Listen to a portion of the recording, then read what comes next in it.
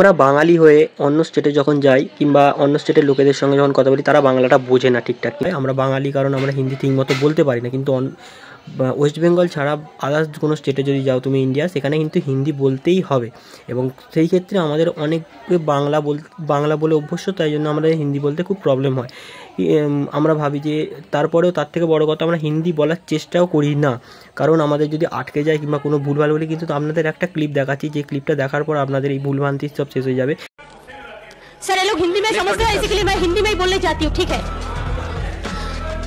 नहीं, मैं हिंदी में बोलने चाहती हूँ इसी के लिए, तब आपको ध्यान में कुछ आएगा।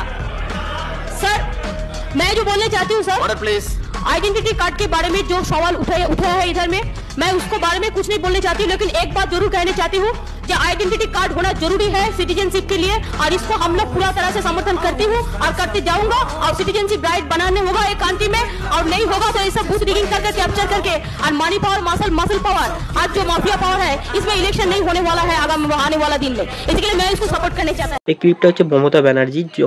তিনি 1994 সালে যখন পার্লামেন্টে গিয়েছিলেন, তখন তিনি একা বাঙালি হয়ে সমস্ত স্টেটে যে পার্লামেন্টে বসে থাকা প্রতিটা যে সদস্য ছিল, সেই সদস্যরা প্রতিটা বাইরের স্টেটে ছিল এবং তারা বাংলা ঠিকমতো বুঝতে পারতো না। কিন্তু মমতা ব্যানার্জি তাদেরকে উদ্দেশ্য করে বলেছিল যে আপনারা হয়তো বাংলায় বুঝতে পারবেন না কথাগুলো, তাই জন্য আমি হিন্দিতে বলছি। কিন্তু সেই জায়গায় মমতা ব্যানার্জি কিন্তু পিছু হাঁটেনি, সে কিন্তু বাংলার জায়গায় হিন্দিতে বলেছিল এবং পরিষ্কারভাবে বলেছিল, ঠিক আছে না? তো আমার কাছে এটাই একটা কথা যে পিছু হাঁটবে না, যতই আপনি অন্য স্টেটে যান, যতটুকু পারবেন ততটুকুই হিন্দি বলার চেষ্টা করবেন। বাঙালি বলে হিন্দি বলতে পারবো না, এটা কোনো কথা নয়, ঠিক আছে না?